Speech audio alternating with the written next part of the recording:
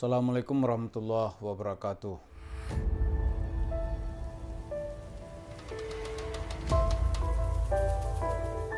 Para pemirsa, kalau kita lihat dalam cerita Mahabharata atau dalam cerita wayang, itu biasanya di setiap masyarakat itu ada tokoh jahat, ya kan?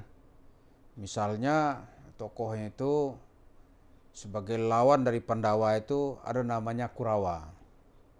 Orangnya licik, jahat, dan macam-macam simbolnya gitu. Nah, nanti diterjunkan nanti dalam cerita-cerita politik. Setiap masa itu ada orang-orang jahat. Gitu. Misalnya di sekitar revolusi tahun 1965. Ya, orang baik-baiknya misalnya dari tentara, khususnya Angkatan Darat, umat Islam, dan tokoh-tokoh yang anti PKI itu disimbolkan sebagai orang baik. Adapun nanti orang yang berada pada barisan PKI disebut sebagai ya penjahat, anti nasionalis. Ya, di antara tokohnya disebut dengan Durno itu adalah Subandrio, misalnya begitu ya. Nah, pada zaman Nabi pun juga ada begitu. Ya, ada Nabi Muhammad, ada Abu Bakar, ada Umar, Utsman, Ali, Khadijah, kemudian sahabat-sahabatnya itu disebut dengan orang baik atau kaum muslimin gitu kan. Kemudian yang anti terhadap kebaikan ini disebut dengan orang kafir, orang musyrik. Ya, tokoh-tokohnya misalnya Abu Jahal, Abu Lahab, dan seterusnya. Kemudian di tengah-tengah itu yang juga lebih jahat dinilai oleh Nabi itu ketika beliau di Madinah itu disebut dengan kaum munafikin. Ya kan? Kaum munafikin itu tokoh utamanya Abdullah bin Ubay. Jadi begitu setiap episode sejarah itu ada tokoh-tokoh yang begitu terus. Gitu. Kemudian Nabi meninggal digantikan oleh Abu Bakar. Tetap saja ada nama tokoh di saat itu yang disebut kaum murtadin, ya kan, kaum murtad. Di antara tokohnya adalah Musailamah Al-Kadzab. Musailamah sang penipu. Nah, di era reformasi, ciri Islam yang seperti ini juga diperankan oleh Yusuf Mansur. Yusuf Mansur itu telah mengambil bagian dari sejarah Islam reformasi dengan ciri utamanya apa? Di setiap tempat dia pasti menimbulkan jejak penipuan. Nah, itu pokoknya. Mula-mula ya orang-orang takut untuk mengkritik dia. Karena takut menyinggung Islam. Tapi lama-lama ya mulai menjaga jarak dan banyak yang sudah berani. Cobalah sekarang nih ya. Setiap tempat Yusuf Mansur itu bermasalah secara hukum. Baik pengadilan negeri Jakarta Selatan, di Tangerang, kemudian di Pulau Jawa.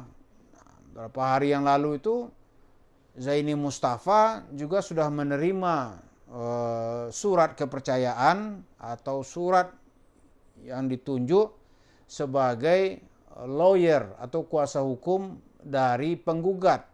Yang digugat adalah grupnya Yusuf Mansur. Misalnya Baitul Mal wa Tamwil, kemudian ada koperasi, ada perusahaannya, dan sebagai master yang inti atau otak yang digugat itu adalah Yusuf Mansur. Nah, kalau kita pikir-pikir ya, ini nggak bosan apa orang ini. Setiap tempat ada kasus terus gitu. Kasusnya ya nggak jauh-jauh dari kasus uang. Kasus yang melibatkan dia, kasus penipuan gitu. Orang merasa dirugikan, dia dianggap bukan prestasi. Pasti itu kasus terus gitu. Nah, Yusuf Mansur sombong aja terus. Alah, ngapain kalian ke pengadilan kalau dia datang ke rumahannya? Gitu. Orang datang dia kabur. Kan gitu biasanya. Kemudian dia ada bilang lagi, ya kalau pengadilan kan bicara menang kalah. Ya kalau aneh kalah aneh bayar. Udah berapa kali dia kalah itu di Paytrend. Dia mencoba secara licik ini. Ini karyawannya kan dikit doang itu. Dikit yang mesti dibayar tuh, paling sebulan 50 juta gitu. Katanya dia orang kaya. Ya kan? harga Paiteren itu triliunan. Ya kalau 50 juta dari 4 triliun berapa sih?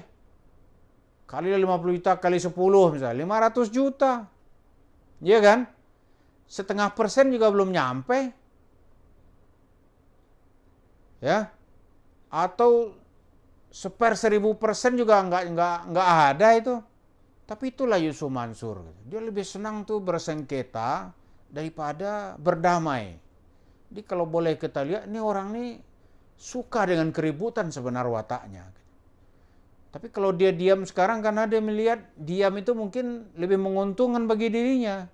Tapi sebenarnya dia tidak suka dengan perdamaian, dia akan eksis di tengah ketegangan-ketegangan itu.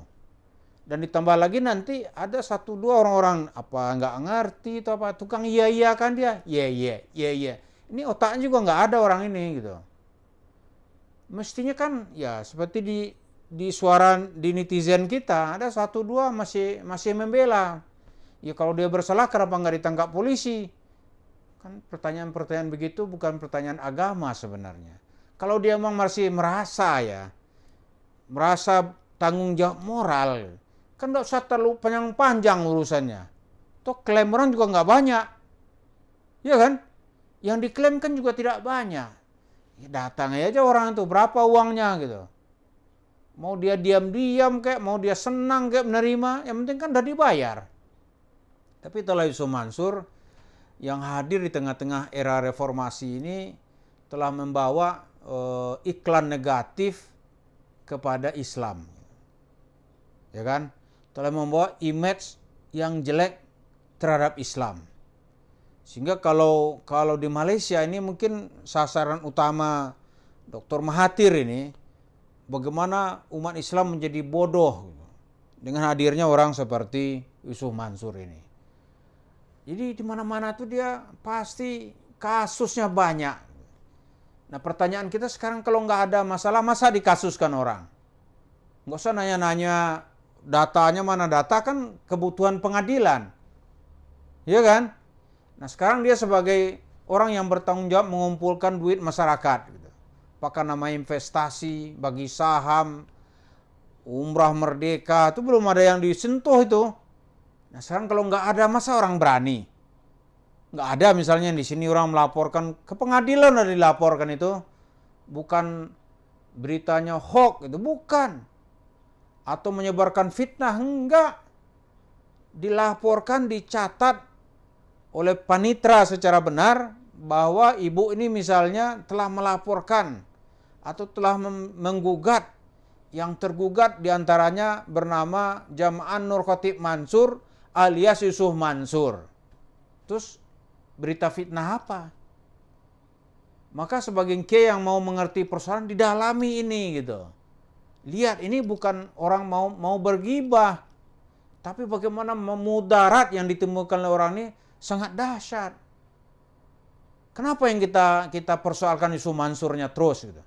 Karena kalau Yusuf Mansur tidak dipersoalkan, ada nanti barisan kedua, barisan ketiga ini yang kejahatannya juga tidak kalah dari Yusuf Mansur. Seperti sebenarnya saya singgung untuk kita nunggu-nunggu dia juga gitu. Yang katanya bisa membawa jin lah gitu, macam-macam lah. Malah dia mengaku sebagai ustadz jin atau pawang jin gitu. Ini kan rusak agama dengan begini-begini ini. Nah jadi itu kepentingan kita. Jadi Yusuf Mansur ini dalam cerita-cerita masyarakat Islam sekarang ini dia mulai tersisih, dipinggirkan oleh masyarakat gitu. Tapi ini perlu kita sebut terus-menerus. Kalau enggak, ya rusaklah agama kita ini bersama-sama. Jadi tujuan kita mengangkat cita-cita Yusuf Mansur ini biar tahu di mana sebetulnya betapa besar kerusakan dan kemudaratan yang ditimbulkan oleh Yusuf Mansur. Terima kasih. Assalamualaikum warahmatullahi wabarakatuh.